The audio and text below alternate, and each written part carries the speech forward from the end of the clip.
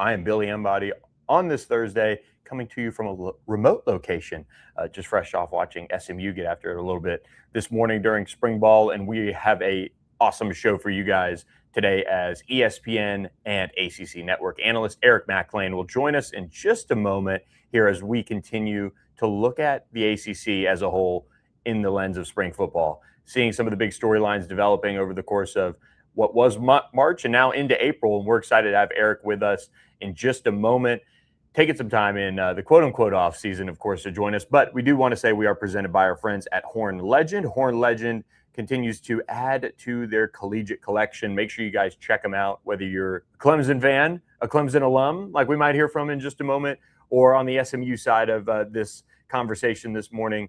They have everything from the ACC covered. Make sure you guys start addressing your game day wardrobe with our friends at Horn Legend. Go to hornlegend.com. Link is in the bio. You can check it out there. But now we are pleased to jump right into it with our friend Eric Mac Lain, who joins us on this Thursday morning. Eric, thanks so much for the time. Good to see your face. Billy, great to see you, brother. Thank you for having me. This is long overdue. I'm glad we could finally make it work. It seems like the schedule's never getting lighter, no matter what season that we're really in here. But great to see you, brother. Excited to chat some ball this morning. You bring up something that's really interesting, I think, in terms of there's no off time, there's no off season, of course. College football as a whole remains in the conversation. Some things we love about that, which is just the exposure, but other things are that all the different calendar discussions, NIL, rev share, all of those things. Is there a better time, though, to be talking about college football for a living than what we get to do? Yeah, it seems to be very relevant right now and on a lot of people's minds, and a lot of people that are very interested and very vested in this sport. So I totally agree with you that there can be that doom and gloom, right? You can fall into that trap a little bit of back in my day, we did things like this and that, but the sport is as popular as it's ever been. It is as diverse as it's ever been in regards to who's at the top, and the parity's at an all-time high. And so I think that should be fun, for fans and for everybody involved. There was a lull there where it was Clemson and Bama, right? And everybody was sick of it. And those guys just played, it seemed like, for 4 or 5 years straight. And everybody was like, well, we're sick of seeing them. And then the Georgias and Ohio States kind of reared their heads up. And it was only those 4 teams that ever really made, any noise. Well, now, man, Indiana just won a freaking national championship. I mean, it's crazy, to see where we are. And I think that should be ultimately encouraging, to everybody that, man, you're just a coach away. You're a couple players away. You're a couple boosters away, from winning and playing in a national championship. So how bad do you want it, at the end of the day? You mentioned Clemson, of course, that incredible run. You were a part of that. We have some familiar faces now reunited there in Clemson. Let's start there. Of course, I do want to get your take on Clemson going into the spring. Could you have imagined a world if I told you a couple of years ago that we're going to have Chad Morris back in Death Valley coaching, not only just, watching and observing, but coaching and calling plays and getting ready to bring his offense back to Clemson? Yeah, no, I could not have. There'd be no way that I would have thought that would have been a thing. But I'm grateful for it, right? I mean, he's a guy that I'm very familiar with, and he was my coach for 4 years that he was at Clemson as the offensive coordinator, and obviously we were very successful. There's no arguing with what he did for Clemson. I mean, he got them out of the I formation and into, kind of current football, and where, Clemson was able to have that success kind of standing on his shoulders with Tony Elliott then taking over the play calling, winning, 2 national championships, who now is the head coach at Virginia. So, I think it's certainly an interesting thing, but it's a great thing. And I can just tell you from being at one practice and obviously seeing the spring game, that there was such a noticeable difference of intensity, of tempo, accountability. Listen, a guy messes up on the field, it's not just like, oh, okay, we'll get better. What'd you see there? He's getting cussed out right there in front of everybody. Why did you do that? Tell me what you thought. And no, that's wrong. This is how it's supposed to be done. Oh, by the way, run it again. And so that immediate, correction, that intensity, that was just very evident. I mean, I'm on the sideline, and they do a drill called team tempo, which I think they've done the entire time, but the level of it, I'm getting PTSD over there. I'm hearing him scream and shout. I'm just like, oh gosh, this is taking me to a dark place. But man, it's great to have him back. Excited to see what he's going to do in this first year. And I think, for Coach Dabo Swinney, just from like a language discussion comfortability stage, I mean, Chad is obviously a guy that he doesn't just trust wholeheartedly, but he loves him, is his brother. It's a guy that he brought in and had that instant success within his first year, winning an ACC championship in 2011, a thing Clemson hadn't done for 20 years before that. And so there's a lot of comfort, there's a lot of familiarity. Coach Swinney doesn't have to hear a play call, think about what the play call is, think about how we used to do it, and then, okay, that's what we're doing. He hears it, he knows it, he knows what's happening. So I'm also hopeful and thinking that that's going to allow him to now go back to full CEO mode, where he's just running the team and literally is the best in the country at doing what he does. I'm hoping this gives him that, and Clemson gets back, to being its superpower and what it was in that half a decade stretch. And the quarterback competition is really interesting. I mean, Chris Denson didn't seem like he got much time in the spring game. I do want to get your thought on Dabo Swinney taking over the mic at the spring game. I don't know if you heard about that. Basically. Only did I hear about it, I was there and heard it. Okay, I didn't want to say, okay, assuming you were there, but I'm glad you were. I've never seen really anything like that. Yeah. There's not too much of that goes on, but he was.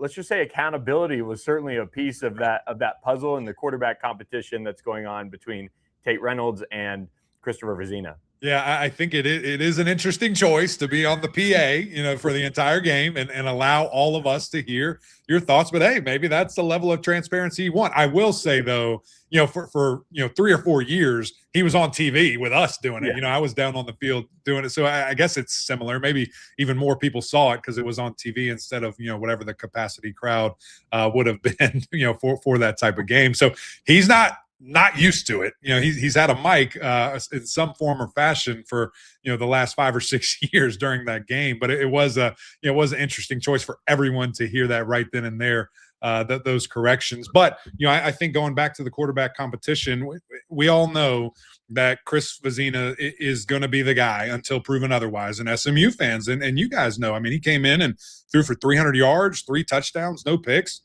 I don't know what else you really could ask for a guy other than getting a win. Obviously, SMU defeating Clemson at home there, but that was a valiant effort, for him in his first start. So the not only the loyalty part of him staying, all 3 whatever years he has sat, but also the performance when he got an opportunity.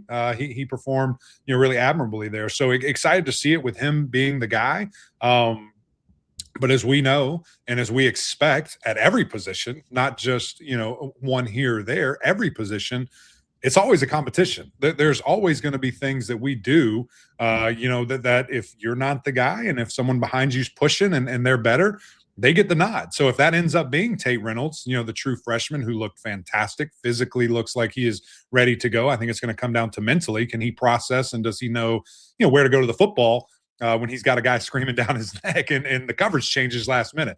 That will be the interesting piece. But, I think we do feel better about where the quarterback situation is. And I do like the fact that, they came out and said Tate has earned it. Tate has taken this second team spot and he's going to continue to push for the first team. And I don't want to compare it to 2014 when you had Cole Stout, the savvy senior who had been there, waited his turn. Now it's his turn, and Deshaun Watson comes into play. I don't want to compare it to Kelly Bryant, similar situation in 18 where now it's his team and he had waited and now it's his show, and had Clemson number 1 in the country all of 2017, got them to the college football playoff, and then here comes, Trevor Lawrence. I don't think Tate is Deshaun or Trevor right now. Now, could he turn into him? Maybe. I don't know. But I don't think it's quite that, but it is similar in what it looks like from a guy that's been there. Here comes the new talented freshman. Teams across the ACC that don't have quarterback discussions going on, schools like Miami, SMU, NC State, those positions are so vital, obviously, to success. we see I think a really good quarterback class in this ACC season coming up with those types of players back. But we also have some young talent. You mentioned Tate Reynolds. I think of Mason Heinschel and what he's got an opportunity to do as kind of like his first full year as a starter. When you look around this league and the amount of quarterback talent, we haven't even talked about Alberto Mendoza coming into Georgia Tech. What's that going to look like? The league, I feel like, needs to show a little bit more of the talent top to bottom that they've got at that position. Well, so it certainly would be nice, it would help, everybody kind of involved with that. If guys that, can step up and do what we think they can. You look at the talent at Virginia, signing 2 guys, bringing 2 transfers in, and Perbula from Missouri probably ends up being that guy. Super dynamic athlete, had a really good arm, and was dealing before he got injured, at Missouri there. You look and see the transfer from, Virginia Tech or to Virginia Tech from Penn State coming in, who beat Clemson, in the spring game there behind talented Drew Aller. And he comes in and, man, he finishes super strong and just gets better every single week. There's a ton of depth. And I even think of, the superstar talent that should immediately, be on everybody's radar with Kevin Jennings at SMU, with, from going from Duke, to Miami, Darian Mensah, arguably the best quarterback in the country. I think those 2 right there are fighting for that number 1 spot. But there's no question the quarterback talent in the ACC is enormous, and that needs to and must translate to wins. That has to be that competitive depth. And, what that means to me is these early weeks and rivalry week, you have to fly that flag and win outside of the conference. Now, that's something that we were able to do, pretty nicely a year ago, had a great record against the SEC, and just have to continue to do that. And really, I think it obviously helps when it's the brands, when it's the big dogs up front, but also when, Virginia Tech and a Vandy play, Virginia Tech, get that win, make that happen, because then it's the lower middle tier, that really kind of beats, people up and gets, other folks excited, not just the top dogs. And certainly Clemson will have an uphill battle and an opportunity going to, LSU week 1. And there's plenty of others that, will have a really nice ability, to make a stand and to make a statement early in the season. That statement that Miami made last year, going all the way to the national championship, man, gosh, special teams block punt, so close for the Hurricanes to returning to the top of college football in that national championship game. A great one, really one of those memorable ones, at least from my eyes, not just the Cinderella story, so to speak, of Indiana getting it done, but Miami's long-term sustainability, I think, is a huge storyline for the ACC. You mentioned those brands that are, really trying to pick up the slack a little bit and get back to where they want to be. The ACC, though, getting that validation of Miami making that run, how important is that in your eyes as a member of the ESPN ACC Network crew, that Miami was able to get in, controversy aside, and advance and take care of business? Well, I think that's the biggest point, is that, we had to beg and plead for them to be allowed in, right? Like, that's what was crazy. I mean, they were literally the last at-large bid the at-large bid to get the nod. And we're just kind of sitting here like, there's no way this is about to happen. There's no way that Miami will not be in this college football playoff. Look at what they've done. I get the losses. I understand. And people want to, make those even worse than what they truly were when you have some really quality teams, that they lost to, and how they lost, I think, is even more important. But then they run the table and they physically dominated teams that were across from an Ohio State team that's going to have like 4 top 10 picks. That's arguably the most talented team ever on paper. They handled them. I mean, they whipped them and really held those guys in check and did things that they hadn't been done to all year long. And so, really to go all the way, to be on the brink of a team of destiny, it felt like, for Indiana, who they played. And for that game to end, like you said, with a block punt touchdown, and with kind of just a bad decision. I think Carson got tricked, to be honest, that last play, that interception that he threw, because they were about to walk down and score. I mean, they had everything in front of them. It wasn't like, this is a Hail Mary, we got to have this right now. But Carson thought he saw something, and they disguised it well and ended up getting an interception. That they were right there. I mean, they're 3 plays away from a national championship. So I think that validation not only for Miami, and as you said, the sustainability, what they have going in, the influx of not only NIL, but also who wouldn't want to go to Coral Gables and play football? Like, who doesn't want to be, at that legendary place wearing the U, all the history, the All-Americans, the Hall of Famers, the first round picks, that they have. Oh, by the way, now they're really good. Jeremiah Smith, arguably the best player in college football, wide receiver at Ohio State there, was asked the question leading into that game, if Miami was doing what they're doing right now, would you have stayed? And he said, yes. Like they just weren't good. They weren't up to the standard, that an elite player, wants to be a part of. And you can't knock a guy for going to Ohio State. They have the most wide receiver draft picks, highest paid wide receivers, in the last 10 years. And so it is what it is. But I think all of those factors coming together for Miami, yeah, it's sustainable. And I've said it on other Miami Hurricane shows. I've said it on our TV show. I've said it on our podcast. I think we're in for like a decade of dominance from the Hurricanes. Like, this thing is not slowing down anytime soon. And the reason why they got in a sense, is that they didn't necessarily end up having to play an ACC championship game. Right. They had their resume. It was very much good enough to get in, and then they proved that with the run that they went on to the national championship. I do want to touch on reigning ACC champion Duke and Virginia, of course, and the game that they played, a true classic. It's just a great football game. Yeah. But what are your thoughts on the tiebreaker situation? Because I just almost can't get on board with the college football playoff being one of those pieces of it, even though as we add more conference games, theoretically you shouldn't get to that final piece. What's your take on the tiebreaker discussion around the league? Well, yeah, I think it was atrocious. I mean, we almost cost ourselves not only millions of dollars for whatever institution was able to run the table, in this case, $20 million potentially, for Miami that they would not have gotten, but all that publicity, all that, ability for us to be able to stick our chest out and say, yeah, we're here. You're not, to other leagues. And that almost didn't happen, self-inflicted wound. Because of the tiebreaker situation that I know everybody allegedly agreed upon and everybody was gun-ho about, but man, what an oversight. And I guess I'm glad it happened the way it did. And now it better not ever happen again type of situation. Because man, we've got to protect ourselves. Nobody else is going to protect this league. So we certainly cannot hurt it. And when we certainly cannot hurt ourselves, we being the ACC. And so, yeah, I hope there's major red lines that we're given all to that and chop it up, throw it away, figure it out. It's got to be better.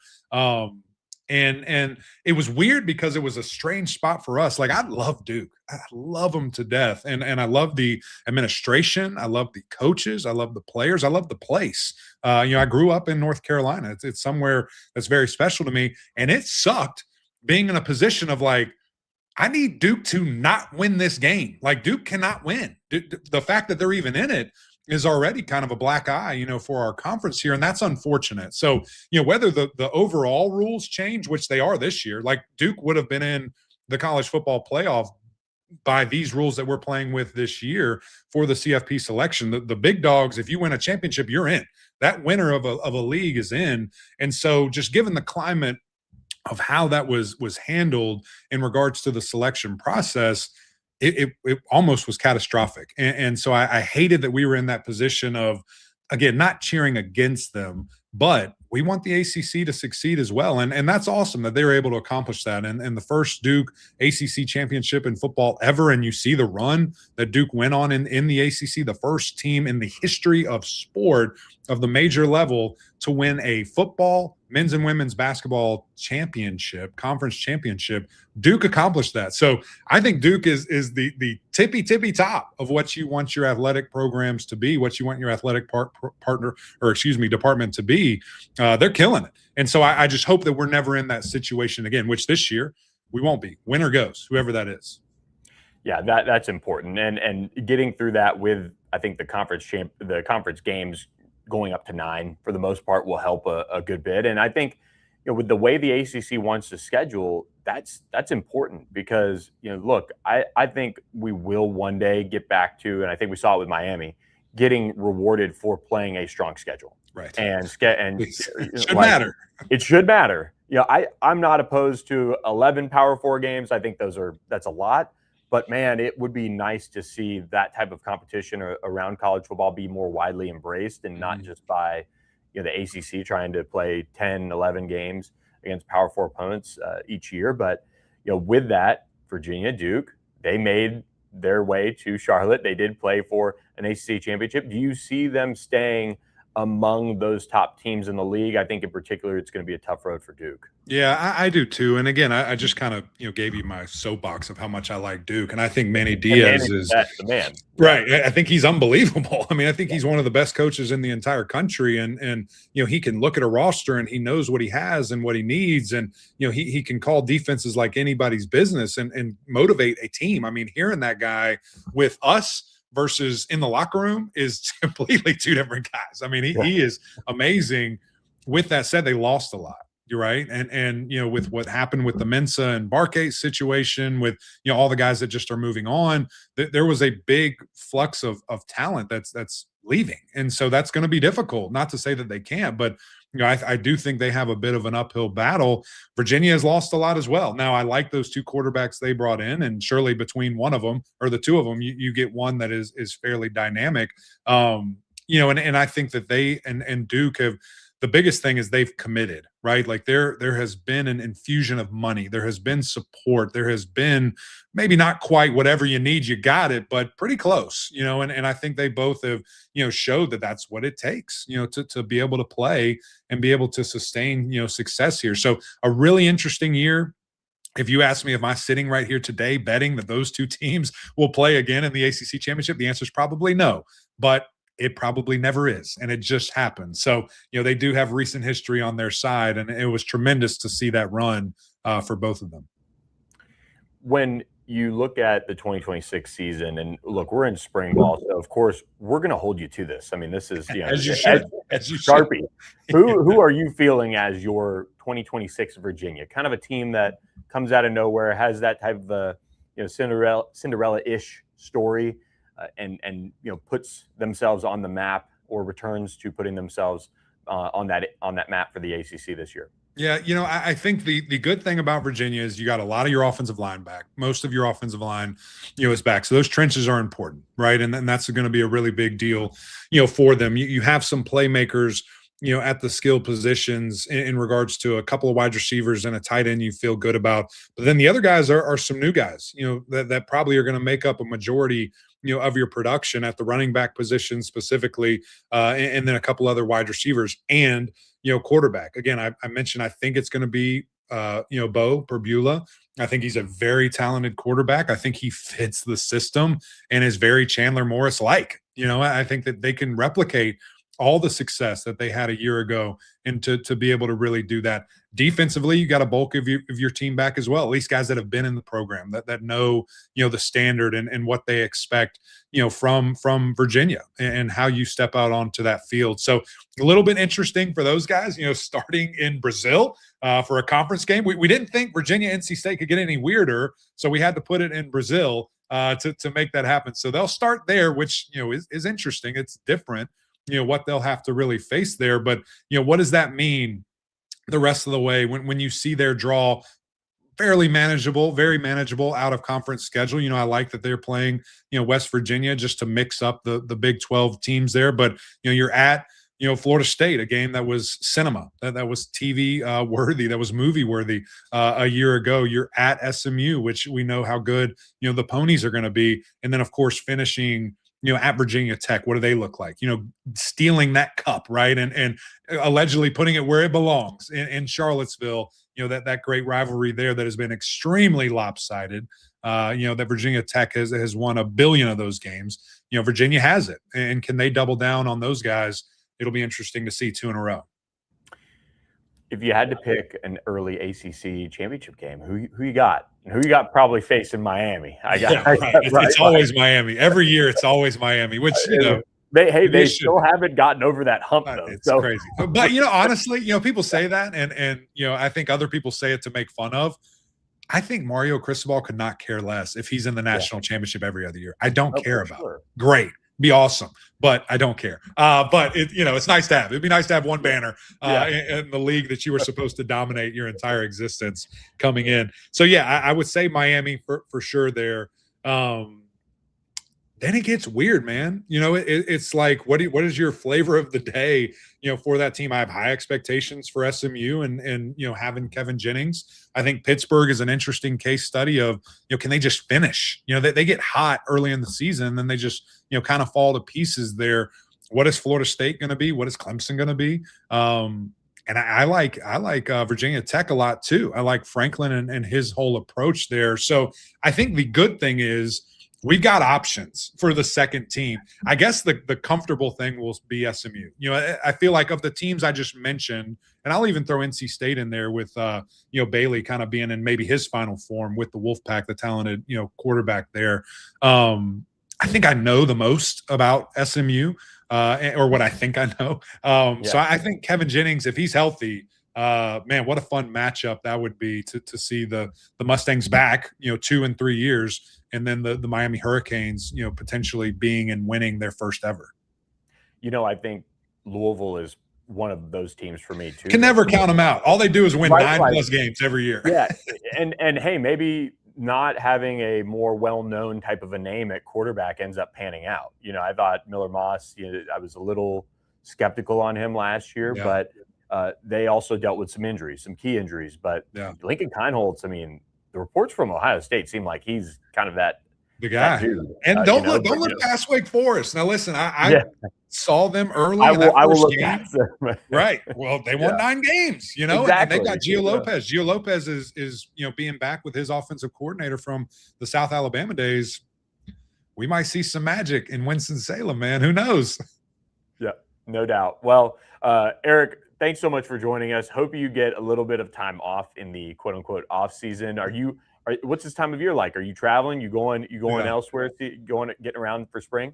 Yeah, we had a little bit of a vacation, where we have like a month that we can kind of take off. And really April, we start sprinting again. So no time off in the near future. I'm doing the UFL, so you can see that on, ESPN and ABC, throughout the spring. And then, we head up to Bristol here in a couple of weeks to do a big recap. We'll do 17 shows of every team, or whatever that breakdown eventually looks like. So we'll get a little busy here. And hopefully be able to talk to some coaches, some players, and then we settle down for the summer and wait for late July, and then we just start sprinting again.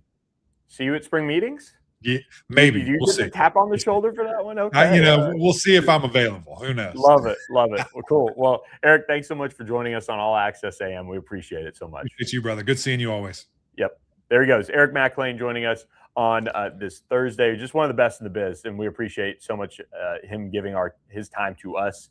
He is a busy guy still in the off season, and like he said, schedules just getting them lined up. It finally worked this week, and we're so appreciative of him joining us. Appreciative of you guys tuning in on this Thursday morning, and I want to unpack a couple things that Emac said on his appearance, and kind of go into how some of the ACC storylines are trending, and we'll do that in just a second. But I do want to remind you guys that we're also presented by our friends at Socorro Tequila. Socorro Tequila is one of the hot names on the tequila side of things, breaking into the industry and quickly making a name for themselves as an award-winning tequila brand. You can try their Añejo, Blanco, the Reposado. Go to SocorroTequila.com. The link is in our bio, and they are just terrific to us, and we appreciate them so much for supporting us here at All Access AM, and just again, a really, really strong tequila company that you can bet will have that clean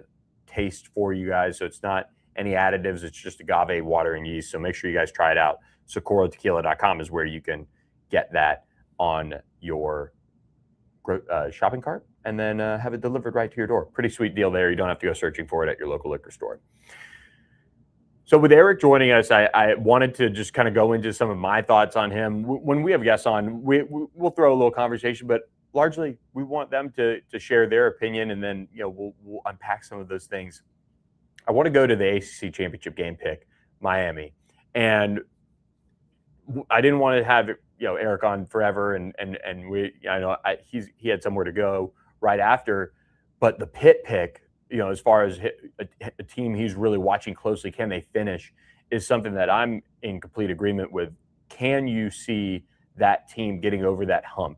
He mentioned NC State briefly as well. And to an extent, you've got to toss Miami in there a little bit. Now, we know Miami finished their season very well, but like he mentioned, that's a team that was supposed to be in the ACC championship game year in, year out and producing at a high level as a whole. And, they fell on tough times. It took them getting Mario Cristobal to change that and make that move into, one of the top programs in the entire country. I don't think there's a hotter program in a sense outside of Indiana than Miami with the resurgence that they've had. We've had teams that are at the top of their game for years now, the Ohio States, the Georgias, those type of programs that, continuously show up and win big games and make the college football playoff and win national championships. And those teams even have that what's next, how do we get back there type of conversation going on right now in their buildings, I'm sure. And for Miami, they're seeing that ascension. They're going up, the ranks all the way to a national championship game. And, when you see them do that type of a thing and go all the way, that gives you better faith in them moving forward that, hey, we can now pick these guys to make it to Charlotte and make the ACC championship. But when you look at a Pitt, you're still sitting there saying, okay, how do we make Pitt happen? How do we make NC State happen? And that's something we've talked a lot about on this show. And even to an extent, and I thought Eric put that so perfectly with SMU, when you say, I know the most about them. And that's where we come from when talking about our early picks. It would be Miami and SMU in the ACC championship game. But how do you assess the rosters? How do you assess that ability to finish? That is something you can't necessarily put a easy answer on, because it takes so much to put together a team that can win the amount of conference games you need to, that you can have that level of consistency game in, game out. I mean, we saw that from an SMU to make it to the ACC championship game 2 years ago in 2024. They went unbeaten in the ACC part of their schedule, and that was a really difficult slate for them still. And it's hard to pick out a team that can find that level of consistency, especially in today's age of college football. And I think the good thing for the ACC is, those options that, Eric talked a lot about, they're there and they're available. It's a matter of who can put that together for an entire season. It takes such a level of focus to do it. And Pitt is a team that I think talent-wise was one of the top talent teams in the ACC. I just think from a consistency standpoint, they needed a little bit more. And they've got to find that. And maybe they will with that familiarity of Mason Heinschel being back in the fold. That's an important piece to that puzzle, is how good can he be to be that dude in his second year as a starter. When you have the talent that he showed right away as a true freshman and the ability to kind of settle in and be efficient and be ready to rock and roll just right out of the gates for a lot of those games that he started in, and even going down to Georgia Tech and doing what he did. Those are important pieces to the puzzle of seeing that maturation. How do you take that, what you did so well in 2025, and have that similar type of success in 2026? Because Pitt, they faltered early. That's why Mason Heinschel went in and eventually took over the starting job and did what he did. But can you not falter early so you're in that conversation? So late in the year, you're looking up and you're, oh wow, we're 9-1, we're 10-0. How can you kick through or kick down that door and get there? That's something that Miami missed out on last year with those losses to Louisville and SMU.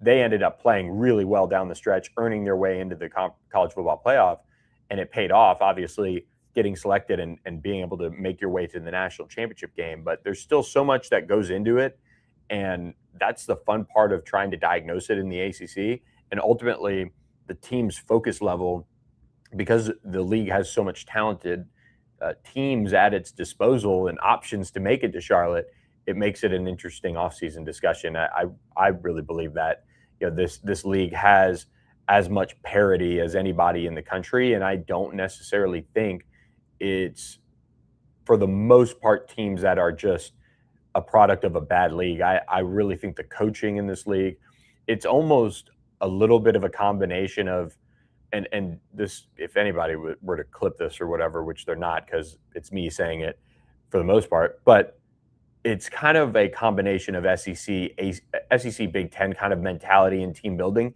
You see some of the physicality in the league that like a Miami brings to the table and that an SMU brings to the table, and kind of a Virginia from a mindset and a toughness standpoint. But you also see certain teams that have that SEC level type of roster, as far as big bodies, athletic, players on their rosters. You look at your Clemsons, your Florida States, your Miamis. I still think Virginia Tech, it has fallen on tough times at the skill position and the quarterback position, and that's really shielded a lot of their overall kind of team talent base that they've had. And there are other programs that have a high floor of athlete. I mean, we're seeing it now at SMU and what they've been able to do, and trying to build that level back up. Cal is going to be a great case study about, hey, somebody that fits so well at that program with Tosh Lupoi taking over. He's got a quarterback. They've got some fun faces like an Adam Mohammed coming in. How can he be a difference maker? The linebacker position is really strong. But at the end of the day, you're taking over a program that fired their coach for underachieving relative to expectations, but was still coming off a bowl game. And you saw at various times and moments like Louisville, SMU, that they were able to get things done and win big games. How did they get that level of consistency? I think what Tosh Lupoi is trying to establish is a little bit of that SEC player that needs to be there.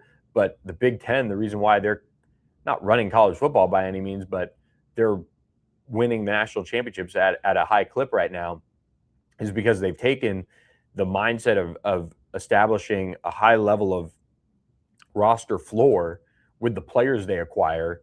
And they're trying to also super scout and evaluate that bottom, let's say, third of the roster. Let's make sure that bottom third is at a really high level. And that's something the SEC has, I don't want to say failed at, because they're still a very, very good conference, but there's still a feeling in the SEC of like, man, we have got to be a top 5 recruiting class year in, year out. And to do that, and this is just a reality of the industry that we're in, I think, you see some SEC teams take players that, I mean, if you're in my shoes working for a company like On3 Rivals, you're watching some of those rankings and you're going down there and you're seeing a 4-star, and you've maybe followed that player and watched him and maybe seen him in person, and you say, I just don't see it. Why are they taking that guy? Here's where he's at with his official visits. And then you see him get tossed into a class late. And this is kind of slowed a little bit with the transfer portal, but you see him get tossed into a class like late with a Missouri, this team or that team in the SEC, because he's going to bolster their recruiting ranking, and then the coach can get a pat on the back. Hey, good job, nice win. But really, have you scouted that player to the level that you necessarily need to? No, because we're in the college space, which there's rules of scouting and amount of time spent and things like that coaches and scouting assistants and personnel staffers can have. And it's hurt certain SEC teams. I mean, I think LSU battled that under Brian Kelly, battled that especially late under Ed Ogeron. That's where I think they've fallen a little bit. And I think what they do over there so well is they do scout some 3-stars that they've had to work through at an Ole Miss and bring them in, and then they end up panning out. So I think the ACC does a good job of having that ability to scout and evaluate. Eric Mac Lain mentioned Manny Diaz and what he looks into as far as his roster and scouting players. I think that's a great example. How do you take all of that and then put it all together?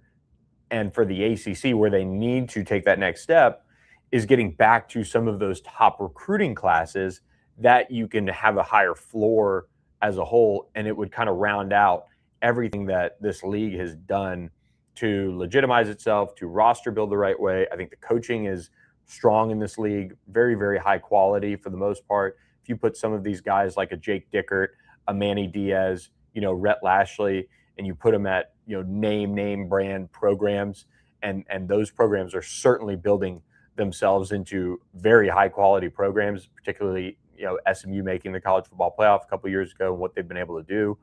But you still say, what could that guy do at, a Tennessee, a Oregon, and you kind of drop them in there because they have, I think, the ability to adapt to where they are and to make it into something special. What those coaches in particular are doing, Tony Elliott, that is underappreciated nationally. And that is something the ACC also has to kind of push forward a little bit more on their messaging is look at the coaching talent in this league, because it's pretty high quality. So that is where I think the ACC can take the next step, is kind of rounding it all off and figuring out a couple of different pieces to then elevate the rest of the league. Because I don't want to say that coaching is easy, because if it was easy, everybody would do it. But you're seeing some of the missteps at a Clemson, at an FSU, what we saw at Virginia Tech in the past, and NC State, I think, is another one. And you're seeing some of the missteps, and you think, okay, there's such a fairly simple answer to this, and a lot of it's money and roster building, but it's just so blatant that sometimes we'll eventually look back on like a Mike Norvell era, or maybe how Dabo Swinney adjusted in the, or lack of adjustment, or kind of tweaked his approach in the transfer portal era, and we'll say, man, everyone else was doing this and doing it a certain way, and these kind of programs kept their blinders on and refused to do it. So it's a particularly interesting spot that the ACC is in, and some of these teams are in, because they have a lot of the answers kind of right in front of them to make it an even better situation. So that's where we can see the ACC take its game up, because you're seeing some of those options that EMAC mentioned, and you're seeing them take the next step as a program, and you're seeing them make conference championship games and take those next steps. It's very important. The entire league needs to get on board, and we've said that. We've kind of banged that drum on the show a little bit. So really good stuff from Eric Mac Lain, and appreciate him jumping on. I will say the tiebreaker situation with the ACC, I wanted to go into a little bit more of why I don't see the college football playoff as a great example of how to fix this. Number one, when you see the college football playoff and the rankings come out on Tuesday night, for example, well, the conference championship game, there has to be a little bit of that clarity by the rankings by late Saturday, early Sunday morning for the ACC. So where are those teams going to fit in, so that they know they punched their ticket to the conference championship game? Now, if we see the ACC take some sort of college football playoff ranking approach, I just think it takes the